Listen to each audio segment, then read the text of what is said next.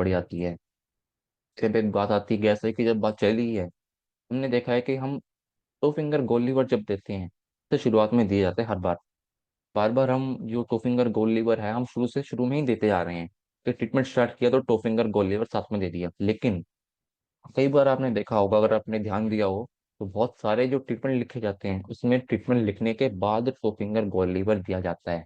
तो इसका हल रीजन क्या है आखिर? अक्सर हमें देखने को मिलता है कि इस ग्रुप के द्वारा अगर कोई भी सीवियर कॉन्स्टिपेशन के पेशेंट का ट्रीटमेंट बताया जाता है, जिसको बहुत लंबे समय से कॉन्स्टिपेशन है, ये बहुत ज्यादा सख्त कब्जी है, तो उसमें गैस ही देने के बाद टू फिंगर गोल लीवर दिया जाता है। ऐसा क्यों? जबकि आमतौर पर तो टू फिंगर गोल लीवर हमेशा शुरू में देखा जाता है, दिया जाता है।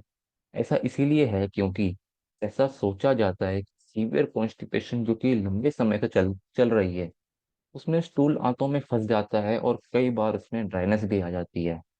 कि अगर बहुत लंबे समय से किसी को कॉन्स्टिपेशन बनी हुई है, तो यकीनन उसके पेट में कहीं ना कहीं तो वो मल अटका हुआ होगा, और वो मल उसकी जो लाइनिंग है स्मॉल इंटेस्टाइन की, उससे कहीं ना कहीं तो बहुत ही मतलब चिपका हुआ होगा, बहुत रफली चिपका हुआ होगा, जिसके कारण जब हम उसको गैसाई का पॉइंट देंगे तो उसका वो मल आगे को बढ़ेगा। और जब वो अपना स्थान छोड़ेगा तो जरूर कहीं ना कहीं वो उस जगह को डैमेज करता हुआ आगे बढ़ेगा। इसी कारण से कोफिंगर गोल लीवर 6 गैसाई है, जो भी गैसाई है या ट्रीटमेंट देने के बाद भी जाता है। इसी इसमें सोचा भी यही जाता है कि अगर इतना पुराना ये ड्रायमल इंटेस्टाइन से आगे बढ़ेगा, तो हो सकता है कि वो किसी तरह से इंटेस्टाइन को थोड़ा डैमेज करता हुआ आगे बढ़ेगा। और इसी सोच के साथ 62 फिंगर गॉल लीवर कब्जी के पेशेंट में उपयोग किया जाता है, ताकि वहां पे साथ के साथ हीलिंग की जा सके, कोई वहाँ घाव ना बने, या कभी कोई हल्का फुल्का ब्लड ना आए, पेशेंट घबराए ना। जैसे ही ट्रीटमेंट दिया वैसे ही टू फिंगर गोल लीवर दे दिए साथ के साथ।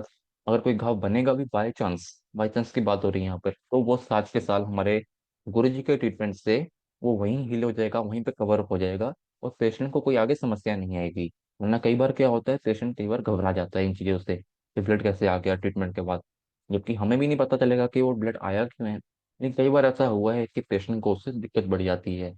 इन्हीं सब बारीक और छोटी दिक्कतों का हमें ख्याल रखना होगा। इतना छोटा ट्रीटमेंट देकर भी हम पेशेंट को साथ के साथ हम रिकवर कर रहे हैं, ये हमारी एक खासियत है न्यूरोथेरेपी की। तो इसी के साथ आज का ये क्लास हम यहीं पर बाइंड अप करते हैं।